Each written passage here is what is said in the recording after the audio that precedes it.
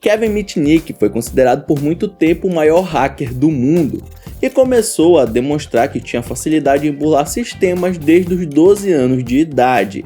Porém, nessa época, ele mal podia imaginar que um dia conseguiria interceptar ligações telefônicas, controlar os alto-falantes do McDonald's e, claro, ter acesso a diversas informações secretas de computadores do governo dos Estados Unidos.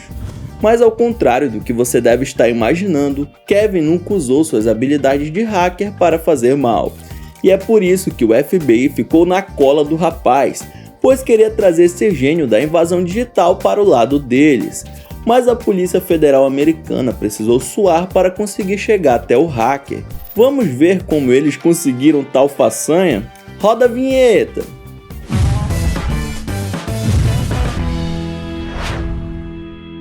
E aí, pessoas do YouTube, hoje eu tenho um desafio. Você tem que deixar o like, se inscrever no canal e ainda ativar o sininho em apenas 3 segundos. Vamos lá!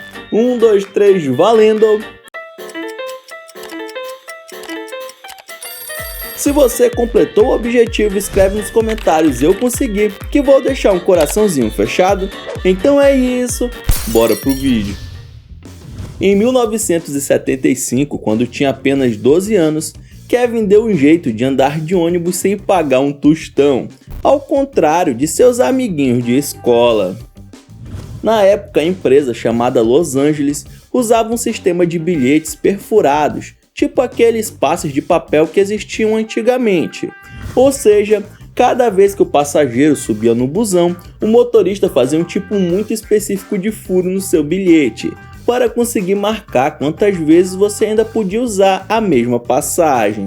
Ao perceber que todos os motoristas usavam o mesmo objeto para furar, Kevin, com uma bela lábia, chegou em um motorista e pediu para que ele fizesse o furo em um papel comum e falasse onde a empresa comprava os objetos, dando a desculpa de que estava fazendo um trabalho de escola sobre a companhia de transporte.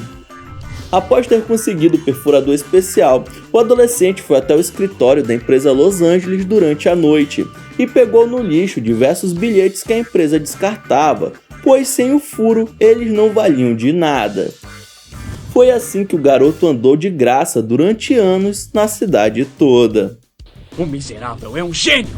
Esse ano na vida de Kevin ficou conhecido como engenharia social, que é um termo da psicologia que descreve o ato de manipular pessoas para conseguir coisas ou informações delas.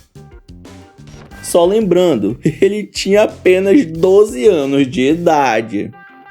Depois de garantir seu rolê na faixa, o jovem migrou para o hack de telefones. Em uma época onde a internet não estava liberada para o uso da população geral, a forma mais tecnológica de transmitir informações era através de ligações. O hack de telefone se tornou bastante popular entre 1960 e 1980. Os hackers aprenderam como o sistema operacional das máquinas funcionava e conseguiram encontrar uma maneira de acessá-los. No caso de Kevin, ele conseguiu invadir e copiar o programa que a empresa de telefonia local usou para desenvolver o software, o que dava para ele todas as informações necessárias para saber como o sistema telefônico funcionava.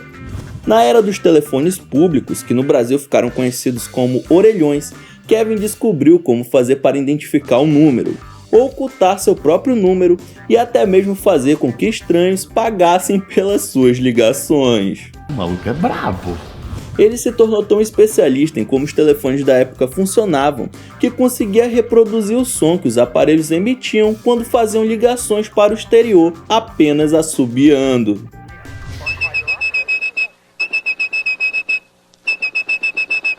Assim, ele podia acionar a ligação internacional usando somente a própria boca, sem gastar nenhuma moeda. Kevin tinha 16 anos nessa época e poderia ter usado de seu conhecimento para fazer várias coisas mais pesadas, porém o jovem só queria mesmo se divertir.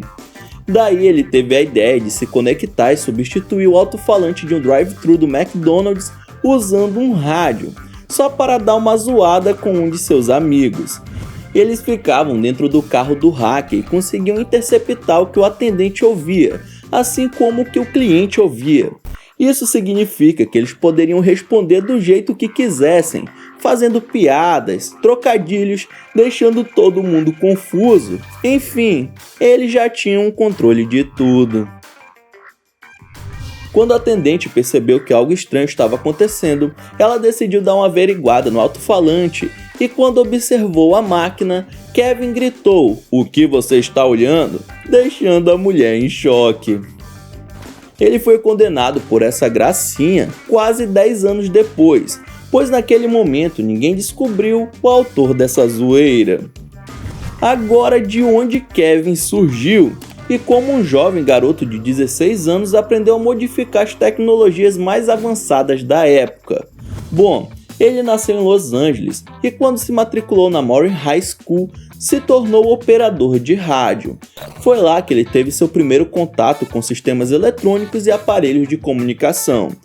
Nesse mesmo escritório de rádio, ele teve contato pela primeira vez com computadores e programas que até então eram usados exclusivamente por empresas.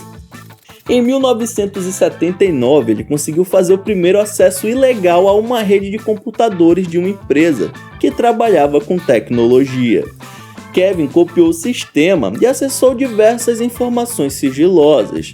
Tudo isso de dentro do setor de comunicação da sua escola. Eu já falei que o pirata digital hackeava os telefones, porém certa vez ele também tentou invadir até mesmo o prédio da empresa telefônica. O plano era entrar e pegar alguns manuais de programação e senhas. Porém seu amigo Lewis tinha contado o plano para outro amigo, que decidiu colaborar com a polícia e foi assim que o jovem foi identificado pela primeira vez e condenado a 3 meses de prisão e alguns anos de serviço comunitário. Quando foi liberado, Kevin não parou com os hacks. Em 1986, ele ingressou na Universidade do Sul da Califórnia e usou um dos computadores da faculdade para entrar em uma coisa chamada ARPANET, que é como se fosse a internet que usamos, só que exclusiva para o exército, grandes empresas e faculdades dos Estados Unidos. No ano seguinte, Kevin recebeu a ajuda de um colega que já tinha trabalhado na DEC, que é uma empresa que desenvolvia softwares e computadores, para acessar o laboratório de pesquisa da mesma. O objetivo aqui não era fazer uma zoeira, e sim aprender como funcionava o sistema operacional chamado VMS, o mais moderno que existia na época. Porém, esse mesmo amigo que o ajudou, adivinha, o denunciou para o FBI. A Polícia Federal usou o amigo traidor como isca, colocando uma escuta no jovem, para ouvir uma confissão de Kevin, que foi preso por 1 ano. Quando o hacker saiu, fez invasões a empresas gigantescas como Motorola, Sun, Nokia e Novell, e logo se tornou procurado de novo, pois seu telefone pessoal era monitorado diretamente pelo FBI. Porém, o cara decidiu viajar ilegalmente para Israel e se encontrar com os amigos invasores de computadores de lá. Kevin usou identidades falsas e desapareceu do radar da polícia, porém nunca parou de invadir e interceptar sistemas.